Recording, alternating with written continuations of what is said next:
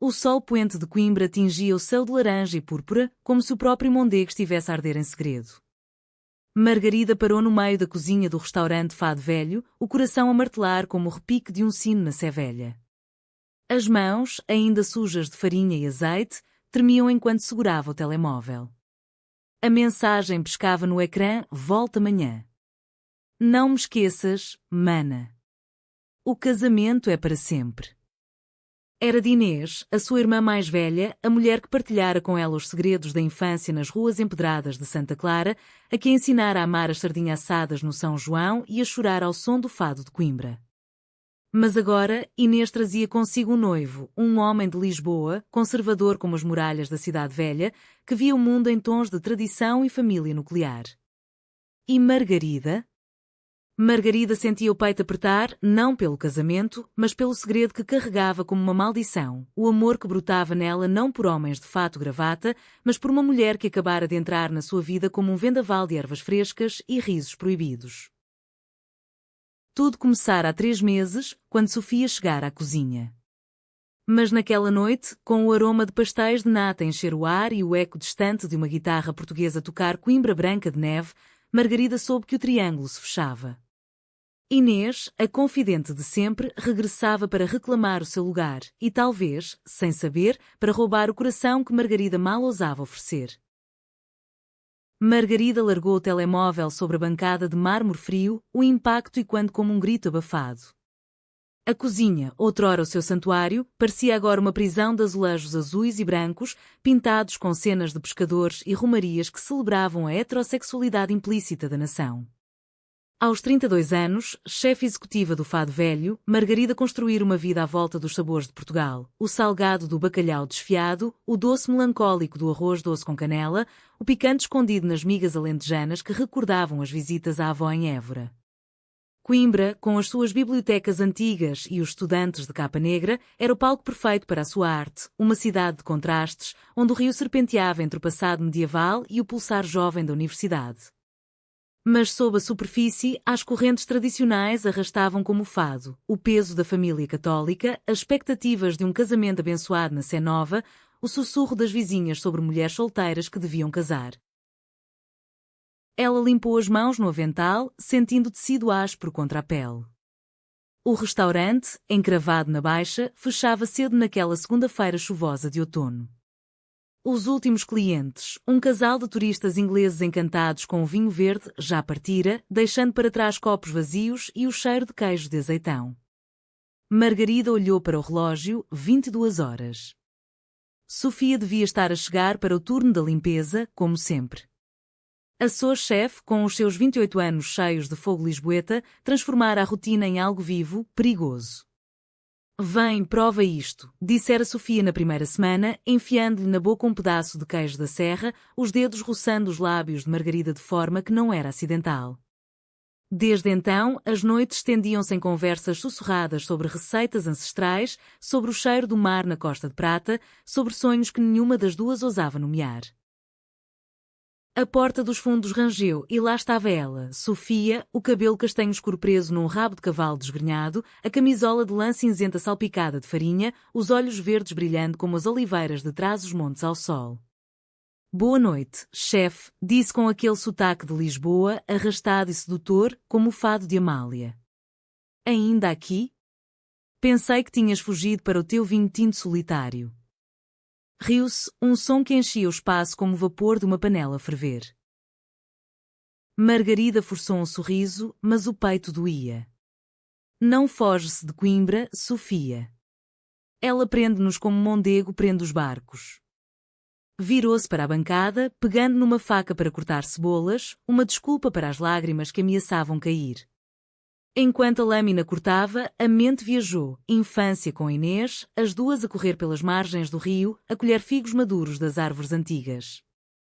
Inês, sempre a protetora, a que a defendera dos rapazes da escola que chamavam rapazola por preferir futebol a bonecas. Mas Inês crescera, casara-se cedo com um primo distante, divorciara-se em silêncio, escândalo em Coimbra. E agora voltava, renascida, para um novo começo. Vou precisar de ti, Margarida, escrevera na mensagem anterior. Para me dares força. E quem sabe, arranjar-te um pretendente decente. Sofia aproximou-se, o calor do corpo dela como um abraço invisível. O que se passa? Pareces o céu antes da trovoada. Colocou uma mão no ombro de Margarida, um toque leve, mas que enviou eletricidade pela espinha. Margarida congelou. Naquele momento, o oco da sua vida se cravou. O amor por Sofia era real, palpável, como o aroma de coentros frescos. Mas Inês regressava, trazendo consigo às correntes da tradição o fantasma de uma irmã que, sem saber, competiria pelo coração da chefe, não por ciúme romântico, mas por lealdade familiar que sufocava qualquer desvio. É a Inês, murmurou Margarida, a voz rouca. A minha irmã. Volta amanhã. E eu? Eu não sei se aguento. As cebolas cortadas caíram na tábua, lágrimas misturando-se ao sumoacre. Sofia não recuou. Em vez disso, puxou uma cadeira de madeira gasta, herança de um avô que tocara viola no Café Santa Cruz, e sentou-se ao lado dela. Conte-me. Eu ouço fado, mas prefiro as histórias verdadeiras. E assim, sob o zumbido fraco da ventoinha, Margarida desabafou. O peso da família, o segredo guardado desde os 16 anos, quando beijara uma colega na biblioteca da Joaneira e jurara silêncio eterno. A solidão disfarçada em pratos perfeitos e agora, Sofia, que entrara como uma brisa do Atlântico, questionando tudo. Sofia ouviu, os olhos fixos, as mãos entrelaçadas nas de Margarida, um gesto que as duas fingiam ser solidariedade. Eu sei o que é isso, disse por fim. Em Lisboa, a minha mãe ainda reza o terço pela minha sorte em encontrar um bom rapaz. Mas aqui, em Coimbra, com estas pedras antigas que viram rainhas e poetas, talvez possamos reescrever o fado. Levantou-se, foi à garrafeira e trouxe uma garrafa de vinho de Dão, tinto e encorpado. Brindemos às irmãs que voltam e aos amores que ficam. Elas beberam devagar, o vinho aquecendo o sangue como memórias de romarias em Fátima.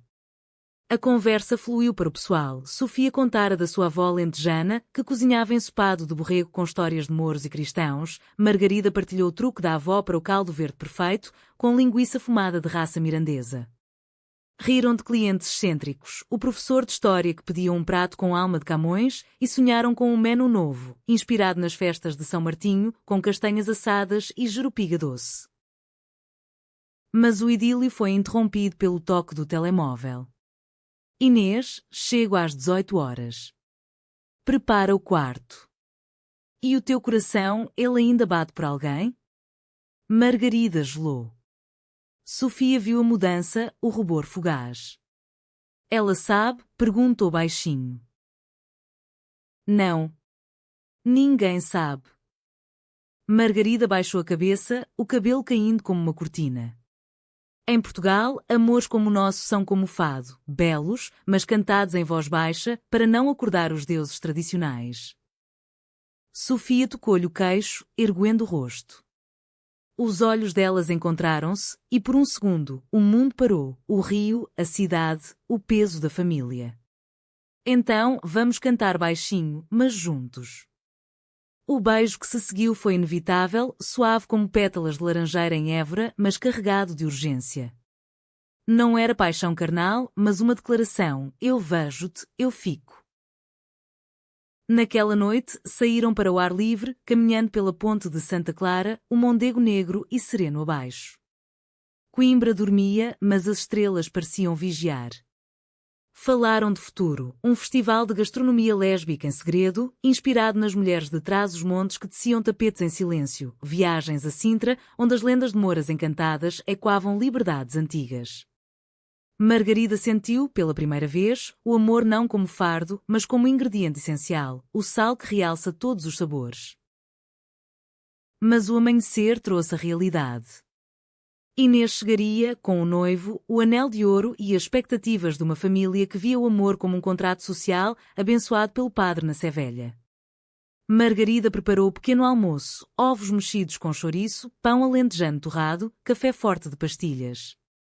Sofia ajudou, os movimentos sincronizados como uma dança de folclore minhota. Se ela perguntar, sou chefe leal, piscou Sofia. Às 18 horas, o táxi parou à porta. Inês desceu, mais magra, os cabelos loiros curtos como os de uma estátua renascentista, os olhos azuis cansados mas determinados. Abraçou Margarida com força, o perfume de lavanda de Porto Alegre misturando-se ao cheiro de cozinha. Irmãzinha! Que saudades! E este cheiro? Bacalhau? Para mim? O noivo, António, seguia-a, alto, barba parada, fato cinzento que gritava Lisboa corporativa. Cumprimentou com um aperto de mão firme, elogiando o restaurante como um pedaço de alma portuguesa. Jantaram na sala privada, com vistas para a Universidade Iluminada. Inês tagarelava sobre o divórcio, ele era como vinho avariado, azedo demais, e o novo amor, António é estável, como o Tejo. E tu, Margarida? Ainda solteira? A mãe reza tanto. Margarida engoliu em seco, o garfo a tremer. Sofia servia o vinho, discreta, mas os olhares trocados eram faíscas. Inês notou-a, que sou chefe linda. De onde és, querida? Lisboa, senhora. Mas Coimbra conquistou-me. Sofia sorriu e algo no ar mudou, um reconhecimento sutil, como o som de uma viola afinando. A noite correu em risos e histórias, as romarias de infância, o São João com martelos de plástico, o fado que Inês cantara mal, desafinada mas com alma. Mas quando António se retirou para o hotel, as irmãs ficaram sozinhas na cozinha. Inês lavava a louça, como nós velhos tempos. Sentes falta de alguém, Margarida? Os teus olhos mudaram. Brilham como o rio ao luar. Margarida hesitou, o coração em guerra. Contar? Revelar o amor por Sofia, arriscando o laço frágil? É o trabalho. E uma amiga. As palavras saíram fracas. Inês parou, a água a escorrer. Amiga? Como eu e tu éramos? Ou, mais? Os olhos dela, perspicazes, fixaram-se. Havia história ali. Inês sabia dos beijos roubados na adolescência, dos sussurros sobre meninas da escola. Não me mintas, mana. Eu casei por obrigação uma vez. Não te deixes fazer o mesmo. O abraço veio como uma torrente. Margarida chorou, confessando pedaços, o medo da família, o padre que pregava contra desvios, as vizinhas que fofocavam sobre solteiras estragadas. Inês ouviu, sem julgar, e por fim disse, o amor é como o azeite, flutua, não se afunda. Se Sofia é a tua, agarra-a. Eu protejo-te. Mas o triângulo apertava. No dia seguinte, durante o serviço, António convidou Margarida para um conselho fraterno. Inês preocupa-se contigo. Um homem bom, talvez o meu primo, resolveria isso. O tom era paternal, mas carregado de tradição machista, e quando os salões da Assembleia da República onde mulheres lutavam por direitos há décadas. Sofia ouviu da porta entreaberta, o rosto endurecendo. Mais tarde, no quarto das traseiras, confrontou Margarida. Ele quer casar-te como uma mercadoria? E tu, vais ceder? A discussão escalou, palavras afiadas como facas de descascar. Tu não entendes a família, gritou Margarida. Eu entendo o medo, rebateu Sofia. Saíram magoadas, o ar entre elas frio como o inverno beirão. Inês, testemunha silenciosa, interveio naquela noite, durante um jantar improvisado de caldeirada de peixe. António é bom homem, mas segue para o novo Portugal. Eu casei por ele uma vez, errei. Agora vejo-vos, tu e Sofia, como o vinho e a rolha, inseparáveis. Revelou o seu próprio segredo, um amor juvenil por uma prima, sufocado pela família. O triângulo não é ele, sou eu, o fantasma da tradição que trago. O C.A. Trau veio na véspera do casamento de Inês, durante a queima das fitas, a festa estudantil que incendiava Coimbra com fogo e liberdade. O fado velho lutado, o ar denso de fumo de sardinhas e uso. Margarida cozinhava em fúria, os pratos saindo impecáveis mas o coração em frangalhos. Sofia, ao lado, evitava olhares. Inês, radiante no vestido branco, puxou-as para o quintal. Cantem comigo. Um fado para nós três. Sob as estrelas, ao som de viola e guitarra, cantaram Abandono, a voz de Margarida quebrando na estrofe sobre amores perdidos. Lágrimas caíram e no silêncio que se seguiu, Sofia ajoelhou-se, não em proposta, mas em súplica, perdoa-me, ciúme.